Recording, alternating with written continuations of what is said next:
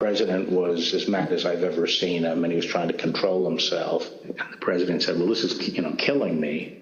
You didn't have to say this. You must have said this because you hate Trump. You hate Trump." And then he raised the big vote dump, as he called it, in Detroit. And that, he said people saw boxes coming into the counting station at all hours of the morning and so forth. And I explained to him that I at that point, I knew the exact number of precincts in Detroit. I think it was 630 something. I said, "Mr. President, there are 630 precincts in Detroit, and unlike elsewhere in the state, they centralized the counting process, so they're not counted in each precinct. They're moved to counting stations, and so the normal process would involve boxes coming in at all different hours. So there's nothing." And I said, "Did anyone point out to you, did all the people complaining about it point out to you, you actually did better in Detroit than you did last time? I mean, there's no indication of fraud in Detroit." Here's an example. This is Michigan. At 6:31 in the morning, a vote dump of 149,772 votes came in unexpectedly. We were winning by a lot. That batch was received in horror. We have a company that's very suspect. Its name is Dominion. With the turn of a dial or the change of a chip, you can press a button for Trump and the vote goes to Biden. What kind of a system is this? What kind of system is this? The big lie. Yesterday's House Select Committee hearings, public hearings on the January 6th insurrection highlighted how even after his pushing the big lie that the 2020 election was stolen, former President Donald Trump continued to push that narrative, and he spurred on his supporters to attack the Capitol, leading to the deaths of police officers and others, and millions of dollars in damages to the U.S. Capitol building. The only real questions that matter or should matter is, where are these revelations from the public hearings leading? And more importantly and more pointedly, why isn't Trump in handcuffs?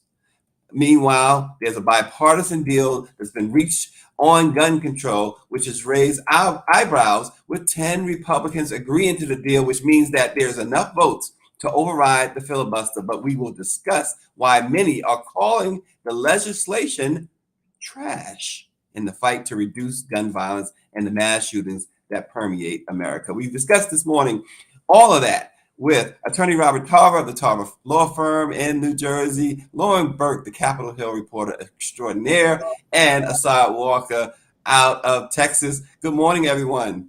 Good morning. Good morning. Well, good morning. listen, let me ask this question. I know Lauren can dissect things, but let me go to the attorney first. Why isn't Trump in handcuffs? Because I'm not the prosecutor. That's why. He's not in handcuffs because nothing has been significantly developed to the point where probable cause can be found for him to be charged. However, I will say this. Having watched what I've watched over just the past 2 days, they have made it abundantly clear that there is a colorable case for Donald Trump to be charged and tried for a number of different crimes. This committee has done some amazing work in putting together what we hope that Merrick Garland, others will take forward. And I'm not going to limit to Merrick Garland because, quite frankly, what is more important here in my book as a prosecutor and as a defense attorney is what's going on in Georgia. They basically made the Georgia case by what they put on over the last couple of days, because they totally debunked the idea that Donald Trump was acting outside of the scope of anything except for profit motive. And he clearly knew and understood, as any reasonable person would, that there was no fraud that would change the outcome of the election. Yeah, and I know, Lauren, one of the things that we've heard, you're talking about Merrick Garland, the Department of Justice has continue to stand by is that they don't want to appear political. They don't want to weigh into politics and rush to bring potential charges against the former president because it's a political issue. It's ridiculous. Trump said that if he shot someone on Fifth Avenue, he would just walk away. We'd get, it would be okay. And now he's pretty much, so far, Merrick Garland is proving that to be true. Yeah, sure. Certainly it's unprecedented in American history. Certainly it's difficult. Certainly it would be controversial. Certainly you have to have all your ducks in a row. But the problem is the president of the United States is an unprecedented president. He's a president who's done things, Donald Trump, who has done things that no other president has ever done. We're sitting up here looking at young Thug and his friends get a RICO hit, and we can't, and Merrick Garland can't make a case out of this. Benny Thompson and his crew are putting on an excellent set of hearings so far in terms of narrative and in terms of their interactive methods with the video and the interviews. The other thing you're seeing out there is people like Bob Barr and the White House counsel figure out, oh, that's right, I could get disbarred for all this nonsense I was participating in and was around. And see, that's the difference between having attorneys on staff, particularly White House counsel. They're not interested in getting disbarred. Okay, apparently Rudy Giuliani forgot that, oh, that's right, I could get disbarred for lying and all this stuff in public. Well, Rep. Cheney said Giuliani was, Rep. Cheney, Lauren, didn't she indicate that Giuliani was, during this whole episode, supposedly inebriated? He was drunk? Right. Well, he can use the inebriated if he wants, but he wasn't inebriated all the time. And I heard that, and that was, quite amusing. But the bottom line here is that these people, right down to his son-in-law and his daughter, are now out publicly on tape, on video, saying that they were in the background telling Donald Trump that this was not, you're lying, this is not, you can't do this, et cetera, and so on. I'm telling you, I met Jared Kushner during the First Step Act. He had a series of meetings at the White House with media, black media. So I went over there, and I'm in the West Wing, and I'm talking to Jared Kushner. Jared Kushner is that guy that cops love. My dad was a cop in New York. Cops love this guy. You bring him in. Oh, do you need an attorney? Do you want an attorney? No, I don't want an attorney, because he thinks he's smarter than everybody else. So no, I don't want an attorney. You get him in there, you question him, and oops, I'm saying stuff on video that is now making the case, right? You just keep talking, you keep interviewing. That's Jared Kushner. He's a confident guy. He's actually a funny guy. But he knows jail is real. And the reason he knows jail is real is that we talked about, my father was a CO at Rikers. His dad was in federal prison, Charles Kushner, in Alabama. Mm-hmm. He had to go visit his dad. So he understands, even though he grew up fancy in New Jersey and his dad paid for him to get into Harvard, he understands what jail looks like. He understands bringing the phone in. He told me he brought the phone into the shower because when his dad would call, of course, you know how it is with prison. You don't know when anybody's going to call or get a chance to call again. So he'd bring his phone into the shower in case his dad called.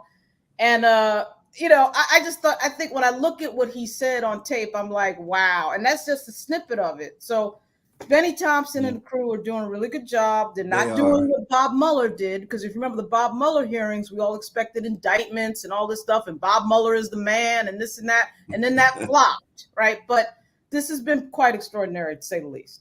Yeah, Assad, our fantastic producer, Greer, she sent something over which showed that many of these insurrectionists were from your state over in Texas.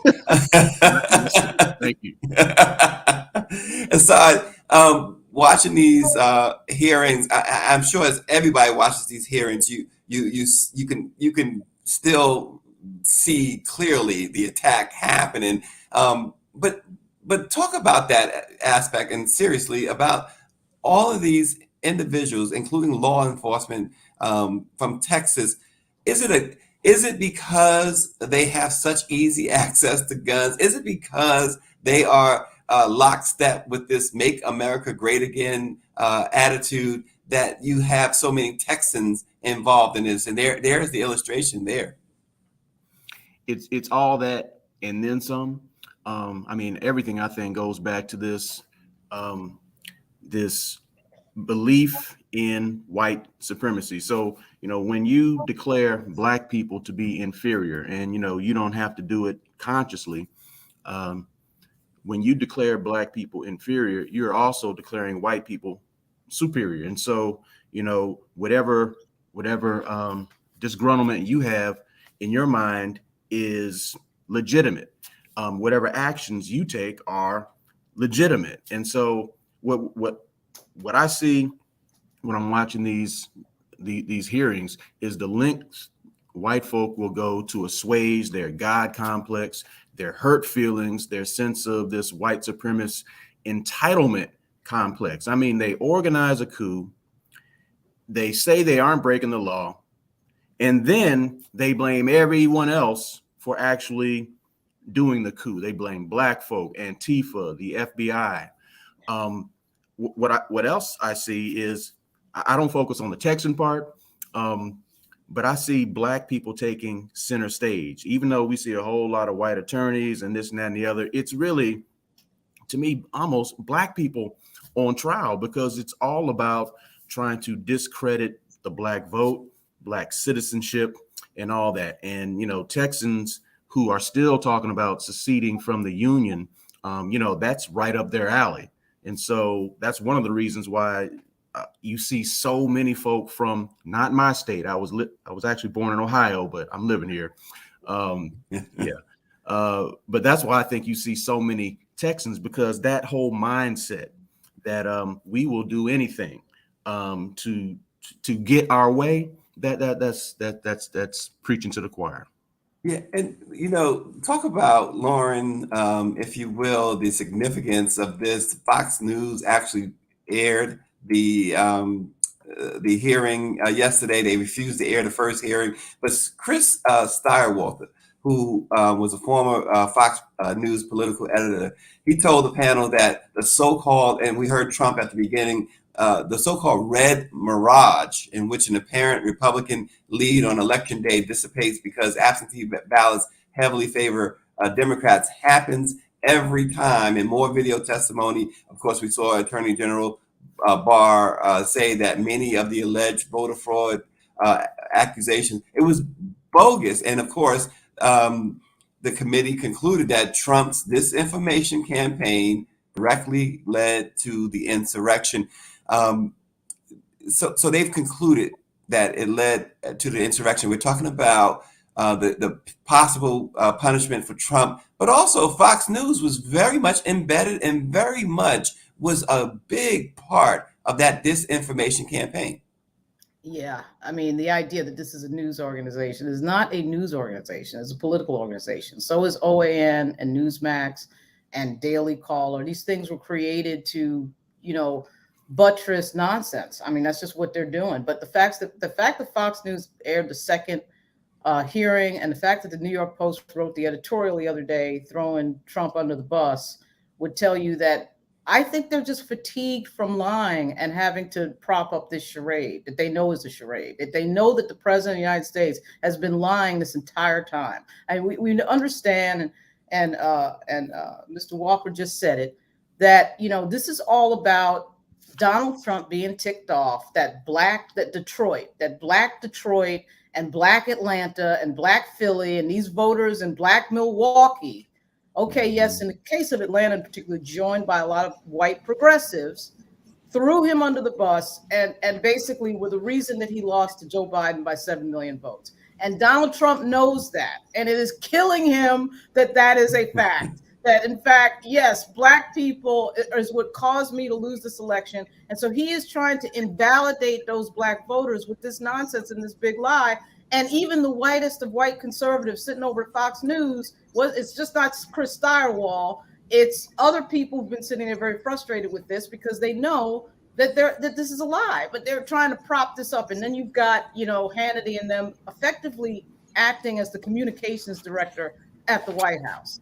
And their organization, by the way, is still getting credentialed on Capitol Hill. You know what I mean? So it's like, in the rules for credentialing, it says that you are not supposed to, quote, promote government officials, members of Congress. I would sure as hell love to know how these organizations get credentialed from the White House and from Capitol Hill. I know nobody wants to have that argument, but it's an argument that I've had to have as somebody who's been in PR and has been in media. I mean, and I've said to them, well, wait a minute, why are you credentialing Fox News? But that's another story.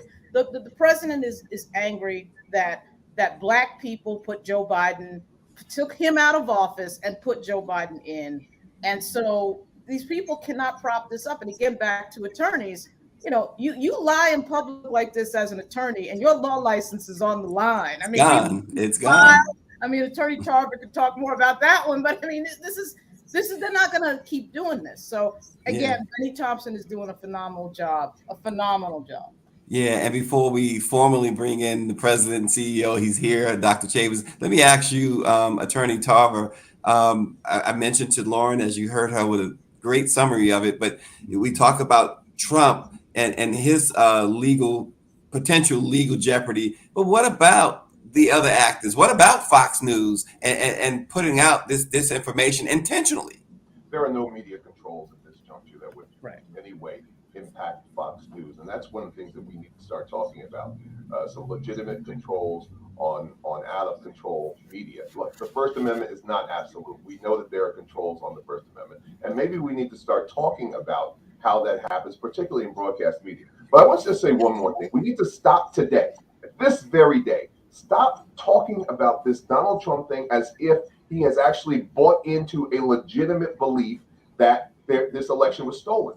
This was a profit motive, $250 million they made off of this. And that's what I think is the biggest revelation that has come out of this hearing, is that they knew that what was happening was not really happening. So they were perpetuating a fraud on the American people, and that fraud made them $250 million.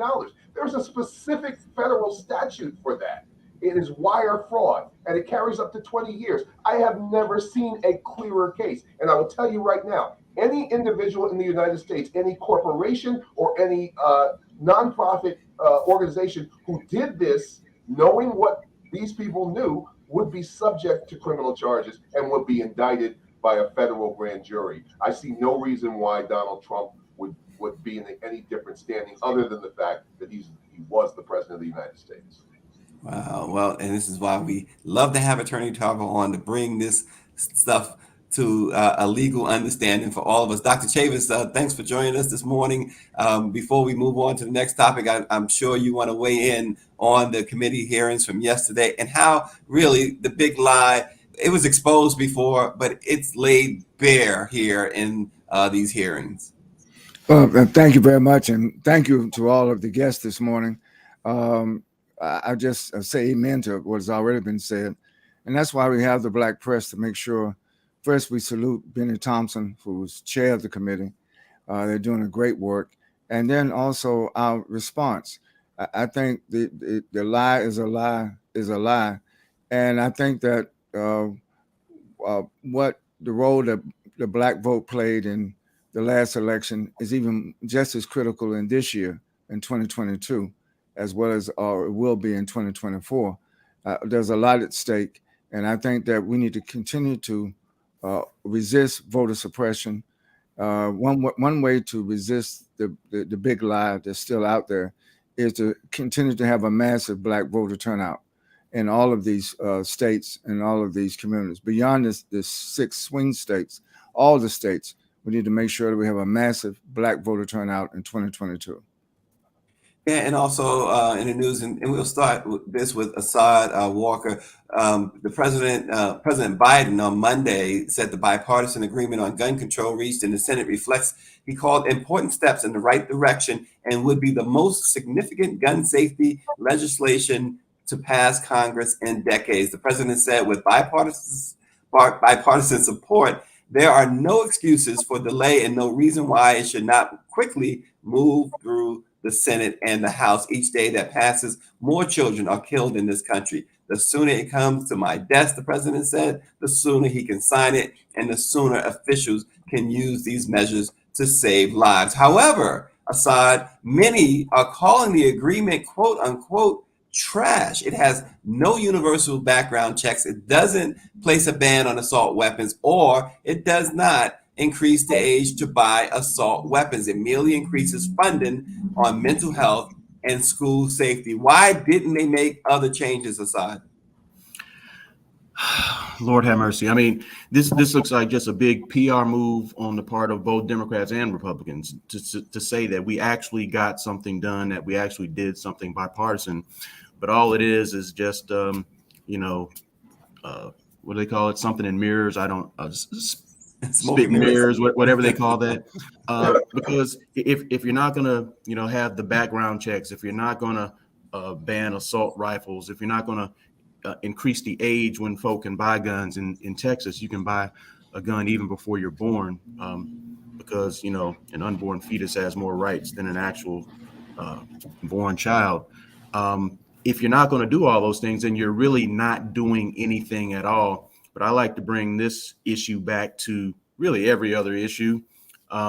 It's all about white fear of Black people, and so I mean, you all know the history of gun access and how that's been unequal throughout our history. But the same thing can be said for how, quote unquote, President Trump can literally grift people on national TV for $250 million. And if I try to sell you all one of these paintings I have on my wall, and I take your money, but I don't deliver the painting, my behind is going to jail. And I mean, we could talk about the anti-abortion movement. We can talk about all kinds of things, but there's always a white supremacist undercurrent, and that's just how I see it. And Lauren, you on Capitol Hill a lot. I mean, you know the ins and outs. This is a bipartisan deal. Is it the best that we could have gotten, the nation could have gotten out of Republicans at this point? Probably only because the Senate, of course, is 50-50. Maybe next year they could try for something else. Obviously, the Democrats want to try for a ban on the AR-15. I'm not sure why that's difficult. I'm not sure how anybody can defend selling AR-15s. And of course, some people want a complete ban. Others want the ban up to 21 years old. But this idea that somebody at 18 needs an AR-15 is certainly in the example of Uvalde. The guy, he bought the gun the day of his birthday. I mean, this is not to take the Buffalo guy off the hook, but the point is, the other thing you could pass is something that makes the parents somehow legally culpable. We still haven't heard from the parents of the guy in Buffalo, which I find extraordinary. They should have been hunted down immediately with some sort of an explanation. I mean, usually there's some statement from the family of apology. We didn't even get that in Buffalo, which I can't figure out. But anyway, I do think that certainly given the numbers, I was actually surprised, frankly, that they got this, that they got 10 Republicans on this. But talking about the orthodoxy of we need more protection in school. Remember, these are the same people who are trying to get more protection for the members of the Supreme Court after Brett Kavanaugh got an assassination attempt, which, by the way, I think the media, for some reason on the left, buried, which they should not have, because if that was Sonia Sotomayor or Ketanji Brown Jackson, who will be on the court in another month, we would not be burying that story. That's a serious story. But conservatives, when they argue dumb policy like, let's arm teachers, it's very easy to make an argument that maybe Brett Kavanaugh should have a door added to his house, or maybe he should learn how to target better, which is a stupid argument, right? We have too many guns in this country. We have to deal with the fact that the NRA owns these politicians. And the only way to deal with that is to switch the people who are in office. Yeah, well, and you raise a really good point about Judge Kavanaugh in that situation. Immediately, Republicans in the House, Republicans in Congress, and some Democrats were calling for additional funding, for additional security for the Supreme Court justices, and many responded by saying, many people, not the politicians, responded, we didn't get this when that dude went up to Buffalo, drove 200 miles to Buffalo and killed all these Black people. We didn't get this when, as you mentioned, the guy in Texas went and killed 19 children and 2 teachers. Well, where are our parties? the thing, Stacey, that bill had actually been out there, the one for the Supreme Court security. So they were actually trying to move on that before Buffalo and before Uvalde. But your point is still well taken. Their arguments were not the same. Their arguments were not, let's arm, let's have Kavanaugh and his wife learn how to shoot. That was not the argument. So I'm more irritated by the media being too partisan about these issues, because this should not be a partisan issue. Brett Kavanaugh should not have to deal with, the idea of somebody coming to kill him. I mean, give me a break. But that's no judge should, but no kid should either, right? Absolutely right. Absolutely correct. And that's where I was talking to Attorney Tarver before we went live about the Pew Research talked about people's trust in government. During the Kennedy years, it was a high of 77%. Even in the Nixon post Watergate, it was in the 50% range. Now it's probably about 20%. People just don't trust that government has their best interests at heart. And when you see this, not that any of us, Dr. Chavis, wants something to happen to one of the Supreme Court justices, whether we agree with them or not, but many of us would like to see protections for our children. Stacey, if I could just interrupt. Look, first of all, this whole thing with Brett Kavanaugh is a ruse. Justices are already protected. They already have their own security. So that's not even a real issue. What it really is about is trying to set up a perimeter around people, around these justices' houses, around other areas, so that they can limit protest in a certain vein and fashion, in my belief. Because that's already going on. It's a deception. It's something that's just meant to take our eyes away from the real question of gun control, gun legislation, and place it somewhere else. And this is something that happens all the time. We can't keep falling for, I guess Eddie Murphy used to say, the banana in the tailpipe. We can't keep going down this road every time. Let's stick with this particular issue. As Lauren said, the idea is really what makes sense here. And none of this makes any legitimate sense. But it does make sense if what you want to do is completely control your position and not move at all. And they are intransigent when it comes to arms and guns. Those of us who are old enough to remember when the NRA was not a conservative organization and promoted gun control for everyone and responsible gun safety. It's not until California in the 1970s and the advent of the Black Panthers when they decided, oh, hell no, we're going to have to do something different with regard to guns. So, this is all a ends versus means. They've decided that the ends justifies whatever means they want to employ. And the means here are to advance irrational arguments that are based on fear. You see, you don't have to be rational if you're afraid. And that's why they primarily base their arguments on fear motives. Well, the thing is that the political violence issue and what,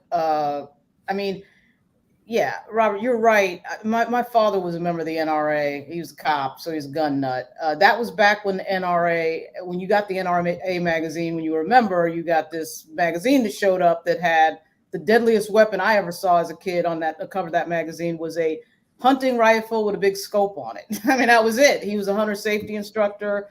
My dad had guns all over the house. But the culture right now, Democrats have to wake up on this. The Republican Party has branded guns to freedom, to masculinity, to manhood, to I can do whatever I want, all because somebody wants to stand around at some target range and go, that's it. No, that's what we're doing here. And people are losing their lives over it because people want to brag about their big guns. Okay, so that's what this is. And until the Democrats figure out a way to marry the branding to kids dying and grandmothers dying at the grocery store, because that's what it comes down to. Because these cowards, just like with Mother Emanuel, these cowards always go to older people. They're not going to South Bronx. They're not going where I was born, right? Because the guys up there are not going to just stand around and go, oh, they're going to shoot back. They're shooting back. So they go to the church at Bible study. You know what I'm saying? So these guys are cowards, and there's got to be some recognition. Democratic Party, not to say that this is their fault, what happened in Buffalo and Mother Emanuel, but you got to wake up politically. You got to marry what happened to those kids in Uvalde. I don't know about anybody else around here, but I lost sleep at night 3 days for 3 straight nights thinking about the kids in Uvalde, because those kids, those parents having to fight to get in there, and then they're minority parents.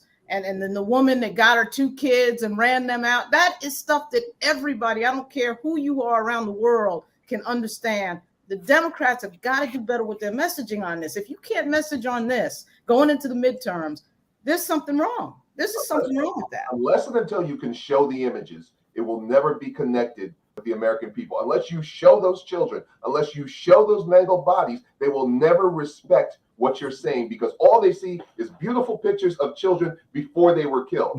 That's the point. That's out of the Tarver. That's out of the Emmett Till. Yeah. Dr. Chavis, I got to go to you before we close. Well, let's, Doc, hold off on your thought if you don't mind. I'd like to get aside another before we let you take us home, Doc. So I'm thinking about the overall potential of these hearings, right? I'm thinking it's either going to showcase to the world what is or what can be. It'll showcase to the world what is, that we have, a 2-tier justice system where Tamir Rice, Philando Castile, Breonna Taylor, they experience judge, jury, and executioner within seconds for actually doing no crime. On the flip side, we see a crime in living color where powerful white men funded by wealthy white folk rile up middle class and poor white folk to overthrow a government, and they get to go home to their families at the end of the day with no fear of legal ramifications. So this hearing is either going to show what is or what can be, where these folk will be held accountable for their crimes, finally, in the history of this country. Dr. Chavis. You're on mute, Doc. Thank you. I was going to just make this point. Remember, Marcus Garvey, he was driven out of the United States for allegedly wire fraud. So now will Donald Trump be penalized for wire fraud? So the historical contradictions are there. I think that any measure by the Senate where Democrats and Republicans have finally agreed to work together on something, I see that as a plus. That doesn't mean that they're doing everything that they're supposed to do, and that's not the issue. But not to do anything after Buffalo, not to do anything after the shooting of these kids in Texas, it's unthinkable. And so they have to do something. And the thing is, if they find a way to do something, which is what is on the floor now, that means they can also do other things. So I think that any breakthrough where you can get Democrats and Republicans to work on something called gun safety. Remember, gun safety is different from gun control or gun reform. But it is a door opener, and it's a step in the right way. It's not the full journey by any means. I just think that something that Lauren said, I think is very important. The Black press, we have to make sure that we're also balanced in what we do and what we say and how we see things. We can't, I would caution us not to be the far left mirror image of the far right on some of these issues. I think that truth is always the best policy. And because if truth for Black people will be true for all people, and true for all people will be true for Black people. And I think that even during the hearing, that's come out is that the facts and the truth are on the side of those who want to make sure that the perpetrators of January 6th get justice. And that's the importance of these hearings.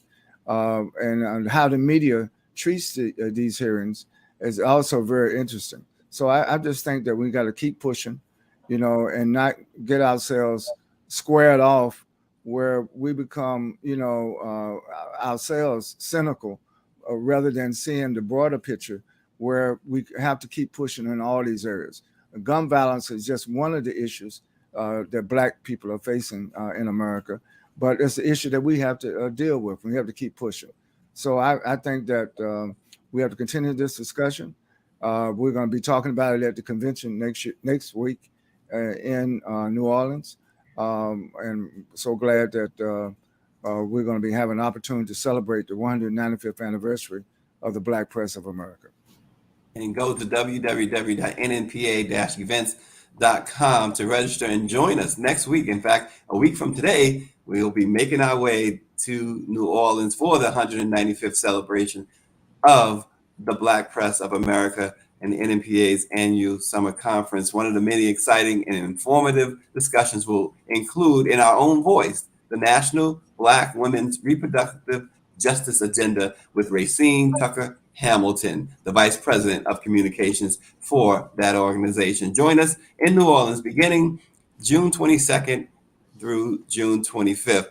Thank you for joining Let It Be Known, and we will see you tomorrow.